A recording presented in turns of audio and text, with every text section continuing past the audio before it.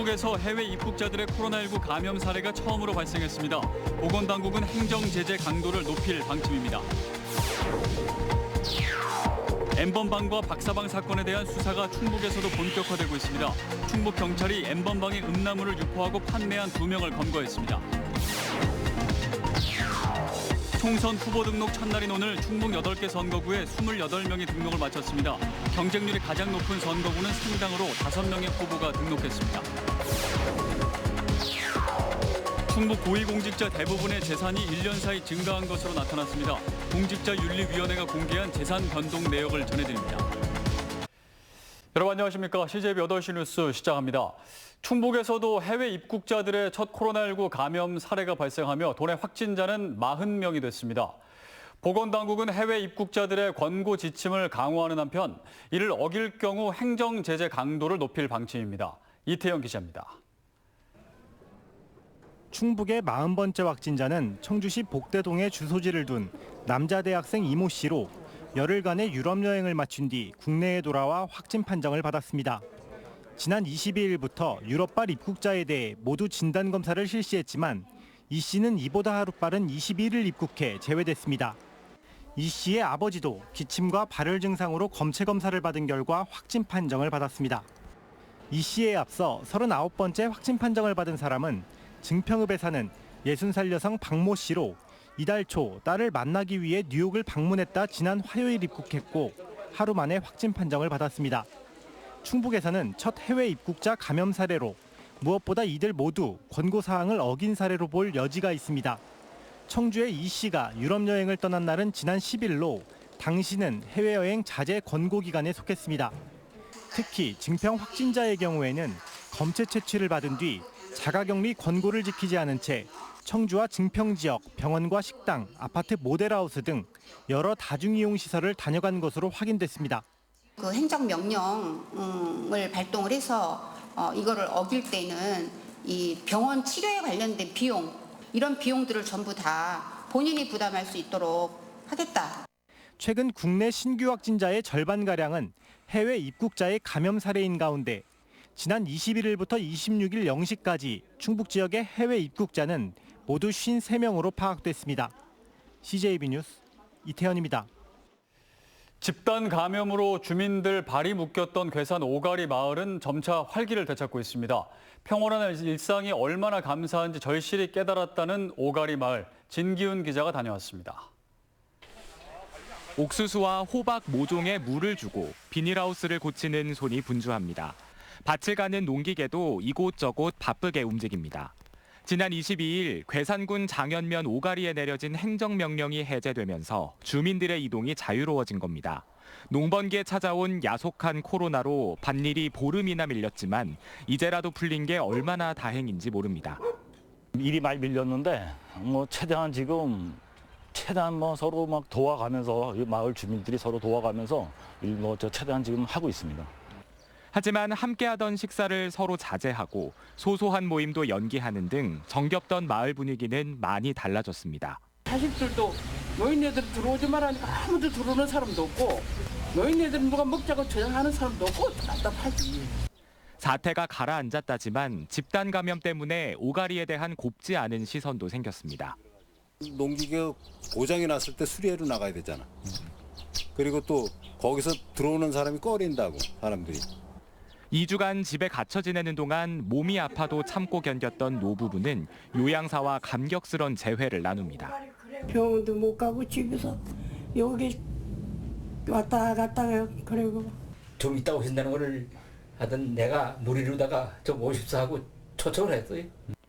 답답한 격리 생활에 힘든 나날을 보낸 주민들. 더 이상의 감염 없는 평화로운 일상에 감사하며 조금씩 활기를 찾고 있습니다. 걸린 사람들이 좀 안 됐긴 하지만 그래도 완치시켜서 내보내주니까 마음 놓고 농사하지 뭐. CJB 뉴스 진기훈입니다. 텔레그램 메신저를 통해 성착취의 사진과 영상을 공유한 이른바 N번방과 박사방 사건에 대한 수사가 충북에서도 본격화되고 있습니다. 이러한 불법 영상물들이 지속적으로 재유포되는 걸 막는 것이 무엇보다 급선무일 텐데요. 충북 경찰이 N번방의 음란물을 유포하고 판매한 2명을 검거했습니다. 안정원 기자입니다. 인터넷 메신저 텔레그램을 통해 미성년자 성착취 영상물을 유포한 혐의로 전 국민의 공분을 사고 있는 일명 박사방의 운영자 조주빈. 이 엽기적 범행이 일어난 텔레그램 박사방은 지난 2018년 하반기부터 운영되어 오던 N번방을 모방했습니다.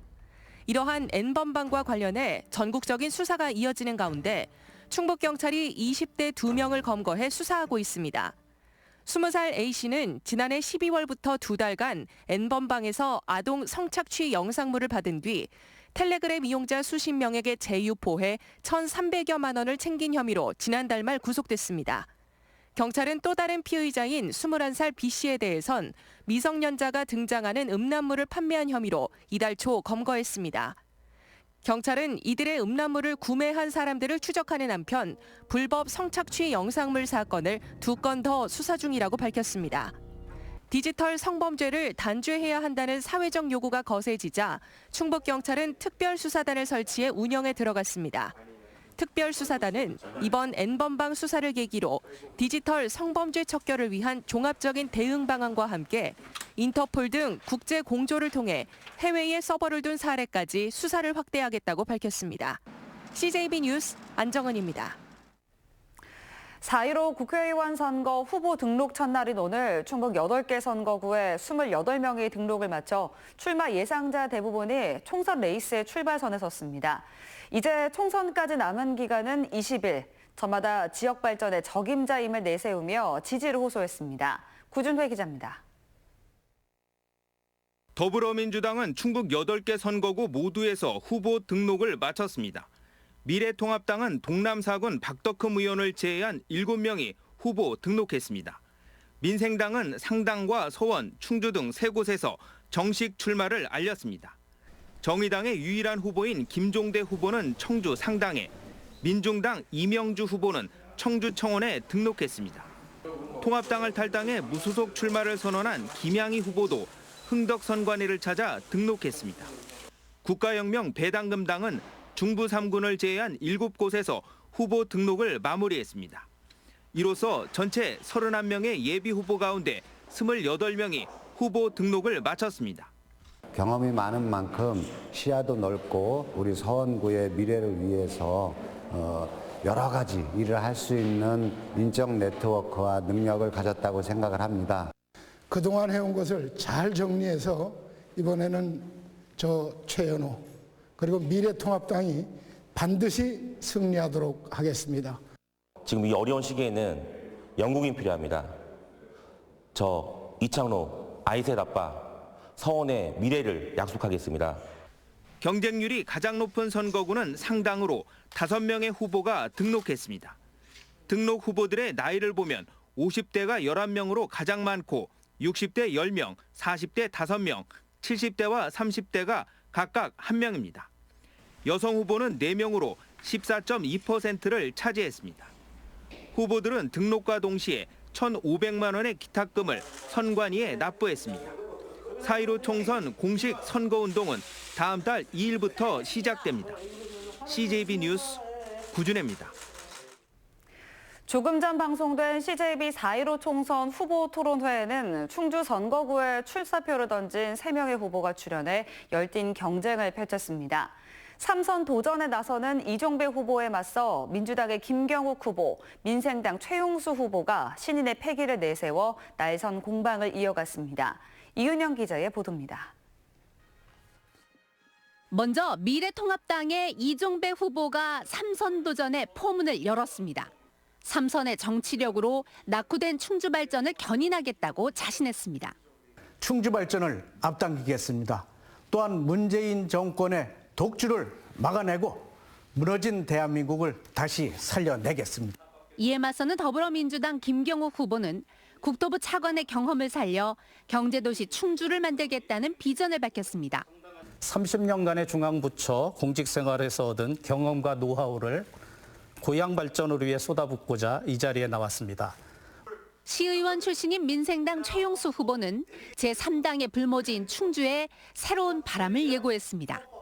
시민의 눈물을 닦아드리고 우리나라 헌법 내비게이션을 제가 국회의원이 되어 시민을 위한 법으로 업그레이드 하겠습니다.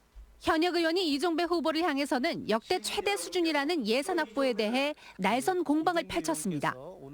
이와 같은 그 국비 확보 수준은 절대 자랑할 만한 수준이 아니고 조금 인근 지역에 비해서 부끄러운 수준이라고 저는 생각을 합니다. 코로나19를 막지 못한 집권 여당에 대한 강한 질타도 쏟아졌습니다.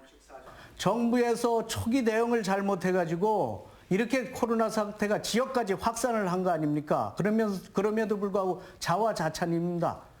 공약의 실현 가능성과 참신성에 대한 비판도 이어졌습니다. 어쩌면 이렇게 돈 쓰는 하마 공약만 하느냐 이게요. 이게 지금 다 그동안 8년 동안 다 선배 정치인들이 다 했던 얘기입니다. CJB 4.15 총선 토론회, 내일은 제천 단양 선거구에 출마하는 이후삼, 엄태영 후보를 초청해 저녁 7시부터 1시간 동안 생방송으로 진행됩니다. CJB 뉴스 이윤영입니다. 경제가 어렵다지만 충북의 고위공직자 대부분은 1년 사이 재산이 증가했습니다. 공직자윤리위원회가 공개한 재산 변동 내역, 조상우 기자가 전해드립니다. 이시종 치사는 12억 3천여만 원을 신고했습니다. 지난해보다 2억 8천여만 원 감소한 것인데 오송의 아파트 매각과 대출금 상환에 따른 것입니다. 김병우 교육감은 1억 3천여만 원 증가한 14억 4천여만 원을 신고했습니다. 본인이 소유한 증평과 경북 상주 등 땅값이 오른 게 주 원인입니다. 도내 시장 군수 가운데 재산 순위 상위 4명입니다. 김재정 옥천 군수가 5억 원 넘게 재산을 불렸고 박세복 영동 군수는 1억 3천여만 원, 송기섭 진천 군수 1억 4천여만 원, 한범덕 청주시장 1억여 원 등 자산 갈수록 재산 증식도 많았습니다. 국공립대 총장들입니다. 김수갑 충북대 총장은 30억 8천여만 원, 1년 새 3억 3천여만 원 재산이 늘었습니다.